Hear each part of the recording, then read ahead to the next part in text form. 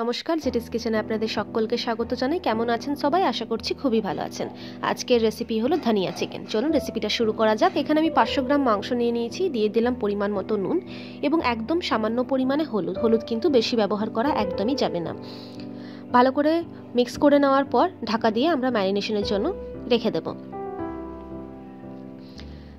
কড়াই গরম করে দিয়ে দিলাম সর্ষের তেল, তার মধ্যে অ্যাড করে দিলাম 2টো লবঙ্গ এবং 2টো এলাচ। অ্যাড করে দেবো চপ করে রাখা পেঁয়াজের পরিমাণটা আপনাদেরকে অবশ্যই জানাবো। 1 কিলো মাংস যদি আপনি রান্না করছেন তাহলে কিন্তু আপনাকে দিতে হবে 150 থেকে 200 গ্রাম পেঁয়াজটাকে ফাইনালি চপ কিন্তু করতে হবে। ভালো করে নাড়িয়ে চাড়িয়ে পেঁয়াজটাকে কুক করতে হবে। আপনাদের কাছে অনুরোধ থাকবে, আমার এই ছোট্ট চ্যানেলে যারা নতুন, চ্যানেলটিকে সাবস্ক্রাইব করবেন, পাশে থাকা বেল আইকনটি ক্লিক করে অল নোটিফিকেশনটিকে অন করে রাখবেন। পেঁয়াজটা আমার কুক করা হয়ে গেছে। আমরা অ্যাড করে দেবো এই পর্যায়ে ম্যারিনেট করে রাখা মাংসটা অ্যাড করবার পর নাড়িয়ে চাড়িয়ে নিয়ে আমাদেরকে রান্না করতে হবে। এখানে বেশি জলের ব্যবহার করা যাবে না, তাই পুরো রান্নাটা হবে লো টু মিডিয়াম ফ্লেমে।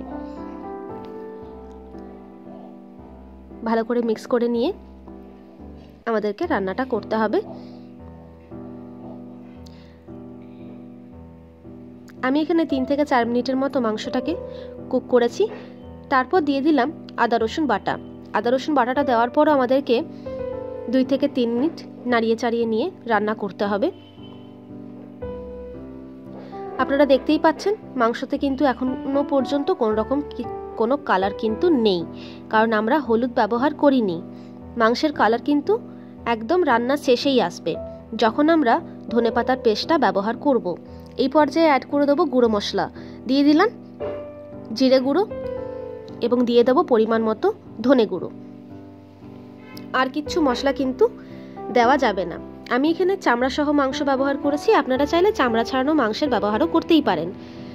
5 থেকে 6টা কাজু বেটে আমি অ্যাড করে দিয়েছি এবং পাত্রটাকে ধুয়ে কিছুটা পরিমাণে জল আমি অ্যাড করব। বেশি জল যেহেতু ব্যবহার করা যাবে না, এই জলটা অ্যাড করবার কারণটা হলো মাংসটা যেন ভালো করে সেদ্ধ হয়ে যায়, যেহেতু আমরা এটাকে ঢাকা দিয়ে রান্না করব। পরের ভিডিওতে কিসের রেসিপি দেখতে চান অবশ্যই আমাকে কমেন্টের মাধ্যমে জানাবেন। রেসিপিটা ভালো লেগে থাকলে একটা লাইক করবেন, কমেন্ট করবেন এবং পরিবারের সাথে শেয়ার করবেন। নাড়িয়ে চাড়িয়ে নিয়ে ঢাকা দিয়ে আমাদেরকে রান্না করতে হবে। আমি এখানে 5 মিনিটের জন্য ঢাকা দিয়ে রান্না করে নেব। চলুন ততক্ষণ পেস্টটা বানিয়ে নিই। মিক্সিং বলে দিয়ে দিলাম পরিমাণ মতো কাঁচা লঙ্কা এবং কিছুটা ধনেপাতা। এটাকে পেস্ট করে নিতে হবে। যেটুকু জল দিয়েছিলাম সেই জলটা কিন্তু অনেকটাই শুকিয়ে গেছে। কিছুটা নাড়িয়ে চাড়িয়ে নিয়ে অ্যাড করে দিলাম ধনেপাতা এবং কাঁচা লঙ্কা, যে পেস্টটা বানিয়েছিলাম সেইটা অ্যাড করে দেওয়ার পর বেশিক্ষণ ফোটানোর কোনো প্রয়োজন নেই।